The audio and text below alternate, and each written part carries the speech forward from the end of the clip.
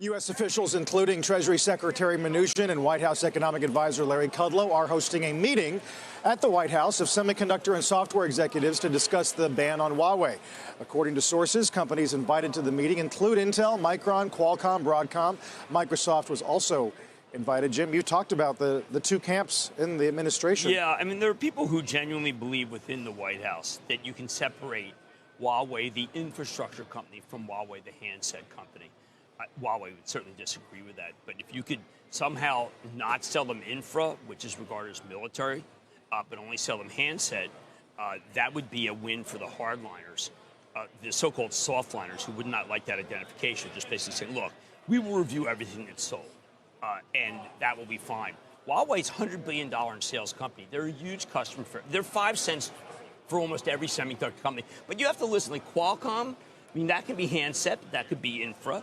Broadcom, mostly handset. I mean, you got these are two opposite camps, and I know that the hardliners are insistent that Huawei need to be delayed because Huawei is well ahead in 5G versus Ericsson, Nokia, and Samsung. Samsung trying to leap. There's a big move by Samsung, not talked about anywhere, to leapfrog and to take all the parts that were destined for Huawei. Samsung wants them.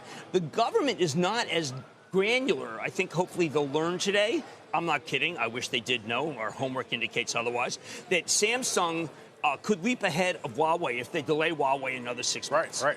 So you mentioned the Goldman call. They go to buy on Micron. They say inventories are moving faster than we think. That was an unbelievable call because a lot of people felt that when Micron reported last, it was disappointing, and they pushed back when pricing could turn almost immediately, some because of some production problems for NAND or flash. Almost immediately it started turning and hit an inflection. If you take a look, when everyone was most negative, unfortunately, it was at 32. Now this is a little Johnny-come-lately call, but the stock is selling at a very low multiple.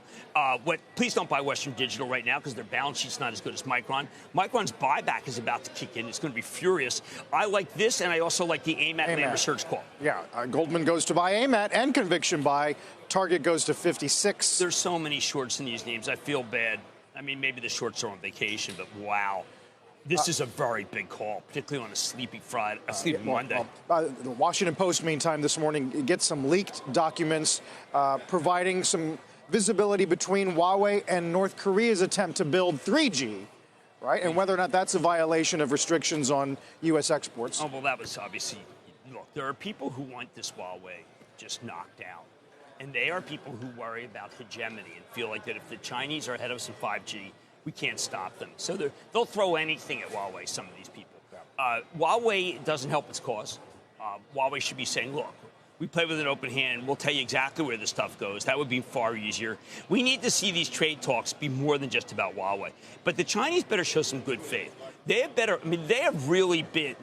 The president, to some degree, was betrayed in the earlier talks that happened last year in Argentina.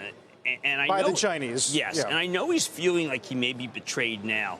The Chinese are one tweet away from blowing up. They better buy something, is the way I think the president's thinking. The president views this thing very black and white. And the Chinese have not followed up and done the right thing. It's funny you say that because R.J. O'Brien had a note last night saying, we think it's possible the president moves on the $300 billion this week. Absolutely. I think it's very possible. I think it's very possible. I think the Chinese are really playing with fire. I think the president very much wants to, he loves the tariffs, very much wants to have the tariffs, okay, and then take them down. It's easier to have them up and take them down than it is to slap them on. That has been a continual theme in the White House, by the way, from some of the people. Listen, let's just get the tariffs up. So I think I cannot believe the Chinese are not showing good faith right here in buying. I think they're watching the clock here, Jim. I don't think there's any doubt about that. Well, they're so-called playing the long game. Give me a break. I mean, the president's playing. I think maybe they're looking at who they thinking is like Senator Warren. I mean, they're trying to play that game. They better stop playing politics and better start ordering because most of the industrial companies that I talk to are ready for the big increase maybe within the next 2 weeks. Interesting. That's what they're talking about offline. We're about to get 300. Yeah. We're about to get tariffs on $300 billion any day now. That's something to watch. Yeah, no, I'm glad you brought that up because I don't think people realize that the president he's hungry for tariffs. He really is. And not afraid to slap them on. No, not at all. That's obvious by now. Oh, no, he loves a good, nothing like a good tariff for that guy.